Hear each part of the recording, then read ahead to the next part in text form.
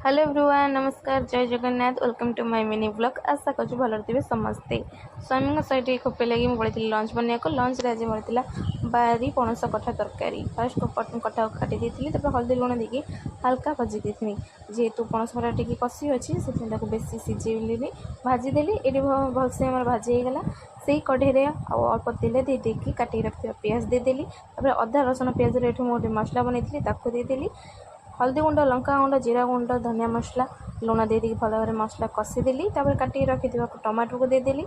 भल भाव मसला कषि गला, ऊपर तेल पड़े आसला। भाजी पणस कठा को देदेकी आउ टे मसला सह भलसे कषिदेली। भल भाव मिक्स हो गला मसला सहित कठा देदेली। पानी 5 मिनट छाड़देली फुटवा लगी। ये मोर फुटीगला तरकारी आईगला भी। आलू भी भल भाव सीझी और कठा भी लास्ट को देदेली गरम मसला। ये रेडी होगा आमर बारी पणस कठा तरकारी। तापर ये गोटे मोर पार्सल पड़ा आपने देखते पार्सलटार कौन अच्छी वीडियो कर मत असुविधा बहुत होता बोली स्वामी मोर मगे देते गोटे सेल्फी स्टिक। बहुत सुंदर आसी मोपाई तो बहुत साहय कर वीडियो कर। लंच टाइम होता लंच पलि आसलु भात डाली आउ पणस कठा तरकारी, शाग भजा और भेंडी गोटा भजा। वीडियो को एडिंग करुँची। आशा करुँची आज वीडियो समस्त भल लगी। सब्सक्राइब करने के भूलें। रही जय जगन्नाथ।